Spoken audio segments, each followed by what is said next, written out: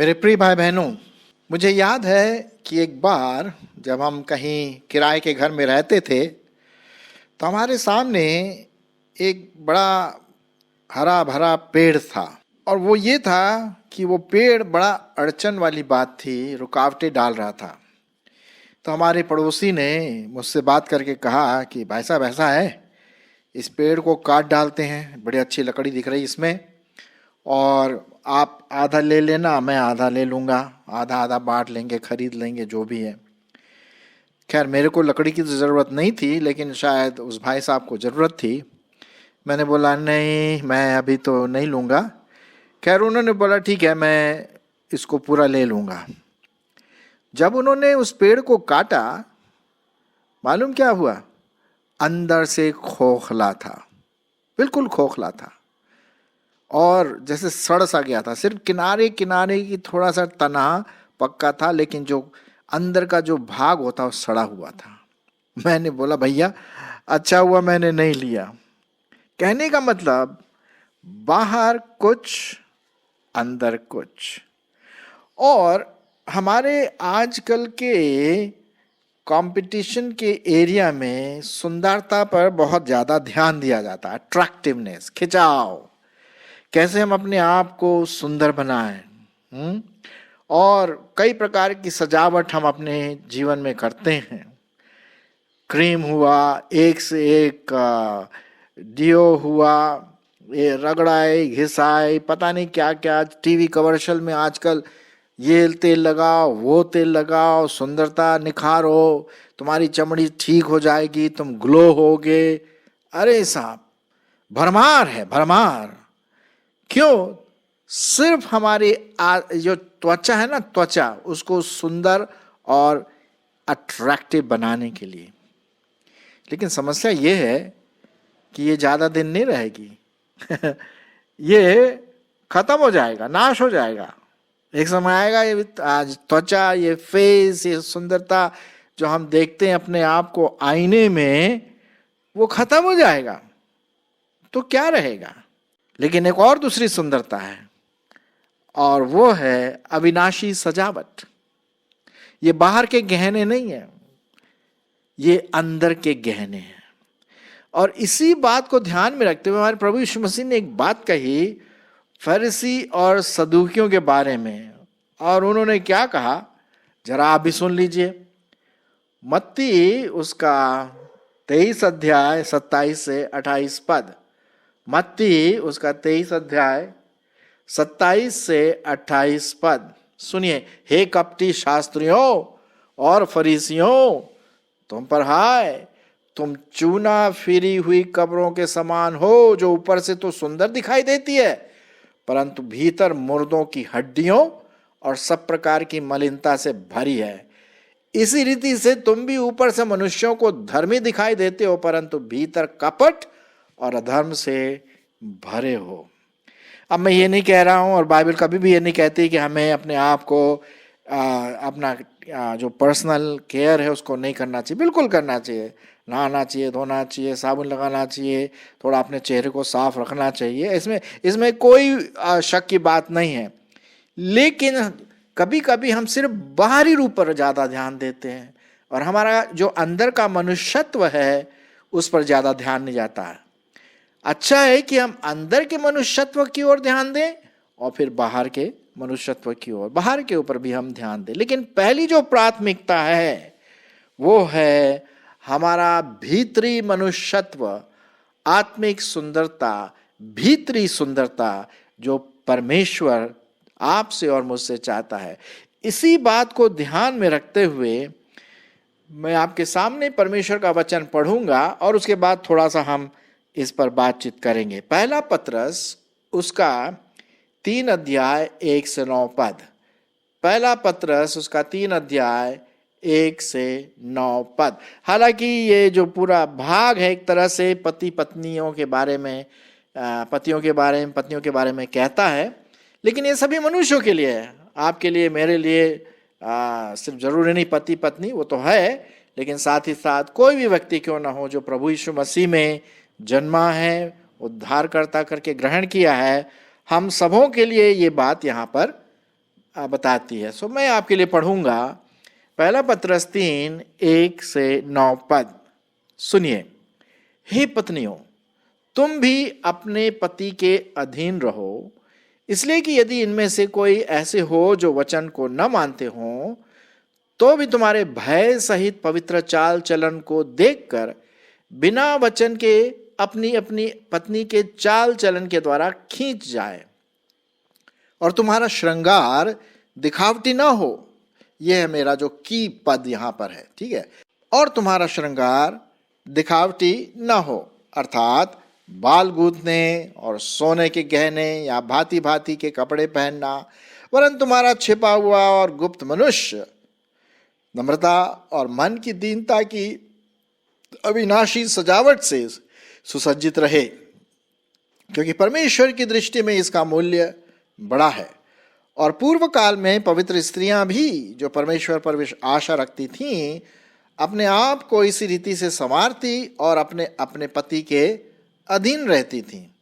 और जैसे सारा अब्राहम की आज्ञा मानती थी और उसे स्वामी कहती थी, अतः तुम भी यदि भलाई करो और किसी प्रकार के भय से भयभीत न हो, तो उसकी बेटियां ठहरोगे। वैसे ही हे पतियों, तुम भी बुद्धिमानी से पत्नियों के साथ जीवन निर्वाह करो और स्त्री को निर्बल पात्र जानकर उसका आदर करो, यह समझकर कि हम दोनों के जीवन के वरदान के वारिस हैं, जिससे तुम्हारी प्रार्थनाएं रुक न जाए। अतः सबके सब एक मन और दयालु और भाईचारे के प्रेम रखने वाले और करुणामय और नम्र बनो। बुराई के बदले बुराई मत करो और न गाली के बदले गाली दो, पर इसके विपरीत आशीष ही दो, क्योंकि तुम आशीष के वारिस होने के लिए बुलाए गए हैं। जैसे मैंने कहा आपसे शुरुआत में, ज़्यादातर यहाँ पर पति और पत्नी के बीच में बात है, लेकिन ये हम सबों के लिए एक प्रिंसिपल है, एक सिद्धांत है, जो गुप्त मनुष्यत्व या भीतरी मनुष्यत्व के बारे में कहता है। आत्मिक श्रृंगार, आत्मिक गहने जिसे हम कह सकते हैं, हम उसकी सजावट से अपने आप को सजाएं। और जैसे कि लिखा हुआ है कि बाहरी सजावट में आप उतना ध्यान न दें। कहने का मतलब ये नहीं कि बाहरी सजावट बिल्कुल ऐसी छोड़ दें, लेकिन ये है कि एक लिमिटेशन होता है अपने आप को पब्लिक में, सोसाइटी में दिखाने के लिए। लेकिन कंपटीशन कि मेरे पास ये है, मैं वैसा हूँ, मैं वैसी हूँ, ना ना ना ना। आत्मिक सुंदरता की ओर ध्यान दें, क्योंकि 2 कुरिन्थियों 4:16 इसी बात के बारे में कहता है, जो मैं आपके सामने पढ़ने की कोशिश करूँगा। क्या लिखा हुआ है? इसलिए हम साहस नहीं छोड़ते, यद्यपि हमारा बाहरी मनुष्यत्व नाश भी हो जाता है, तो भी हमारा भीतरी मनुष्यत्व दिन प्रतिदिन नया होता जाता है।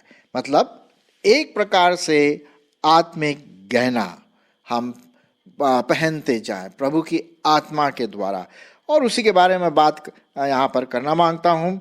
और आपको इस बात पर ध्यान देना है कि मेरा प्राथमिकता कहाँ पर है, बाहरी सुसज्जावट के ओर या अंदर की सुंदरता की ओर, बाहरी खिंचाव की ओर या अंदर की भीतर के मनुष्यत्व के बारे में कितना मैं जानता हूँ, कितना मैं पवित्र आत्मा के अधीन हूँ।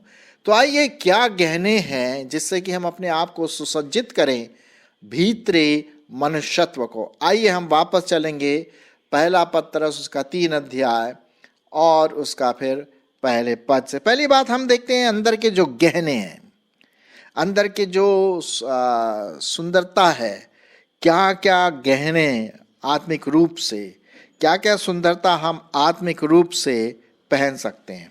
पहला पद कहता है, तुम भी अपने पति के क्या रहो, अधीन रहो, इसलिए कि यदि हम इनमें से कोई ऐसे हो जो वचन को न मानते हो। अर्थात ये है कि हम एक दूसरे के अधीन रहना सीखें।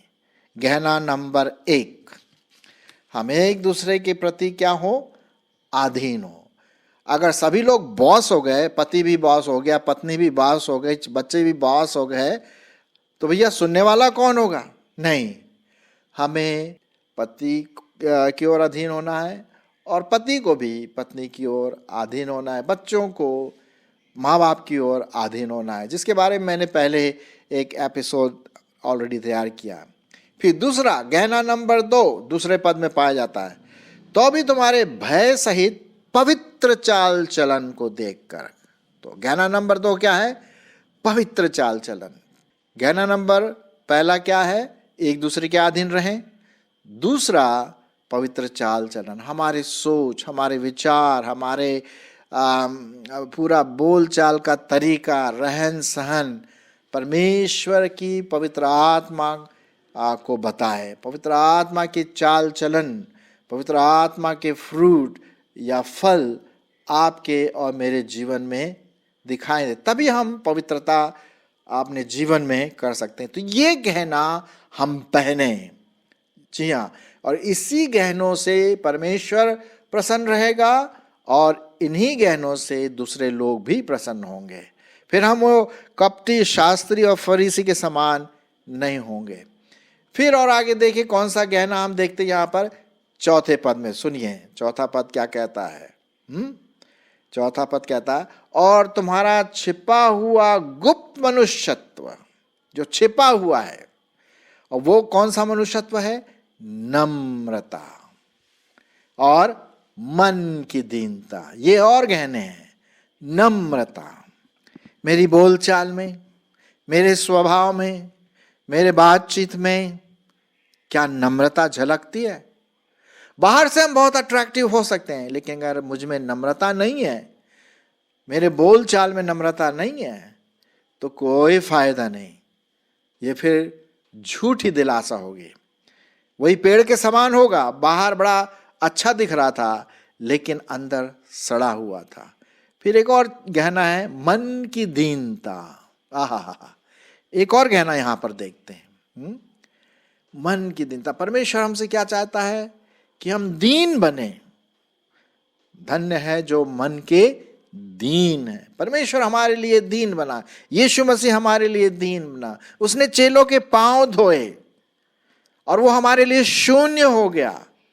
तो क्या हम ये गहना ना पहने जो प्रभु यीशु मसीह ने खुद अपने जीवन के द्वारा हम सबों को प्रदर्शित किया। सो मन की दीनता, नम्रता, बहुत अच्छे गहने हैं। और इन्हीं गहनों से हम परमेश्वर को प्रसन्न कर सकते हैं। और ये जो गहने जो हम बता रहे हैं ना, जो बाइबल में लिखा हुआ है, जो मैं आपको पढ़ के बताया, ये अविनाशी सजावट है। ये खत्म होने वाले नहीं है, ये बढ़ता चला जाएगा, बढ़ता चलेगा। बाहर की सजावट तो, और बाहर का जो सुंदरता है वो क्या हो जाएगा? एक दिन खत्म, खल्लास। हाँ, हमारी चमड़ियों में झुर्रियां आ जाएंगी, जी हाँ। लेकिन ये जो अंदर की सुंदरता है ना, अंदर के जो आत्मिक गहने हैं, वो और पॉलिश होते जाएंगे, और पॉलिश होते, और नया होता जाएगा जैसे जैसे हम प्रभु में बढ़ते हैं। तो नम्रता, मन की दीनता। फिर छठवां पद भी देख लें, क्या लिखा हुआ है छठवें पद में।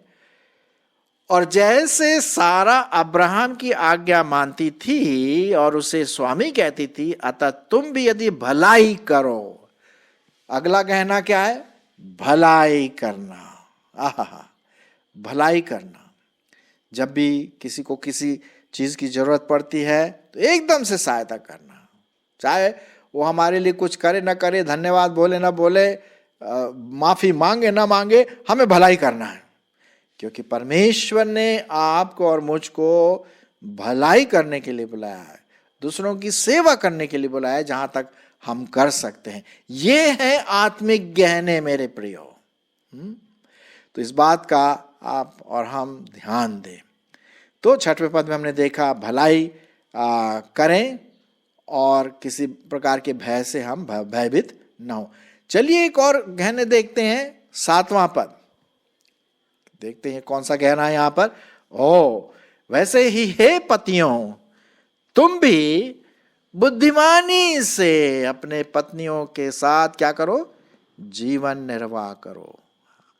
बॉस के समान नहीं, खाना नहीं बना अभी तक, कपड़े नहीं धोए, झाड़ू नहीं लगाया, वो हमारी दासी नहीं है। हम एक दूसरे के साथ बड़े नम्रता के साथ परमेश्वर का भय मानते हुए बुद्धिमत्ता के साथ अपने पत्नियों के साथ, लोगों के साथ व्यवहार करें। ये अंदर का गहना है। कभी कभी क्या होता है, मैं सब प्रचारकों की बात नहीं कर रहा हूं, लेकिन कुछ हैं, आशा है कि आप इसमें नहीं है सम्मिलित, कि बाहर तो खूब जबरदस्त प्रचार होता है, ये वो, और साहब खूब हल्ला मचाते हैं और लोग बोलते हैं वाह वाह वाह वाह, लेकिन जब घर की बात आती है, परिवार की बात आती है, पत्नी और बच्चों के साथ, वो तो बहुत ही गुस्से वाला और चीजें फेंकने वाला और मारपीट करने वाला। हाँ, क्या परमेश्वर इससे प्रसन्न होगा? नहीं, नहीं। प्रभु की बुद्धिमत्ता हमारे जीवनों में, मेरे जीवन में और आपके जीवन में होना बहुत जरूरी है। और क्या लिखा हुआ, और स्त्री को निर्बल पात्र जानकर उसका क्या करो? आदर करो, आदर करो। शायद हम जो मसीह लोग हैं ना, पति लोग या मेल फिगर जिसे हम कहते हैं, वो शायद और सीखने की जरूरत है, मुझे सीखने की जरूरत है। मैं इस बात को मानता हूं कि हमें अपने पत्नी का आदर करना, ये एक और गहना है, आत्मिक गहना, ये आत्मिक सजावट है। और न सिर्फ पति को, लेकिन बच्चों को, पत्नियों को, कलीग्स को सीखना है हम एक दूसरे का आदर करें, घमंड से न भर जाए, मेरी सुनो, मैं ये हूं, मैं वो हूं, नहीं नहीं नहीं नहीं नहीं नहीं, फिर वो अनादर हुआ। अपने आप को ज्यादा बड़ा नहीं समझना है। हाँ, प्रभु के सामने दीनता के साथ आइए और प्रभु की बुद्धिमत्ता के साथ अपनी पत्नियों के साथ और दूसरों के साथ किस प्रकार का जीवन? आदर वाला। जो आदर हमें चाहिए वो दूसरों को भी चाहिए। तो ये एक और गहना है। और गहना देखें, चलिए देख लेते हैं 8वां पद इसी का, पहला पत्रस 3:8 क्या लिखा हुआ है? अतः सब के सब एक मन, ये एक और गहना हो गया। अलग अलग मन नहीं, प्रभु के जब चरणों में आते हैं तो एक मन, एक मन और दयालु और भाईचारे के प्रेम रखने वाले और करुणा में और नम्र बनो। वही नम्र वाली बात आ गई जो 14 नहीं 4 पद में था, मैंने अभी पढ़ा ना आपके लिए, नम्रता है, वही नम्र वाली बात यहां पर फिर से आ गई। एक मन, दया, आपसी प्रेम, इसको हम बोलते हैं अगापे प्रेम, बलिदान वाला प्रेम। दूसरे हमसे प्रेम करे ना करे, हम प्रभु के समान प्रेम दूसरों से करें। बलिदान वाला प्रेम, निछावर वाला प्रेम, करुणा में, तब तो बात बनती है ना।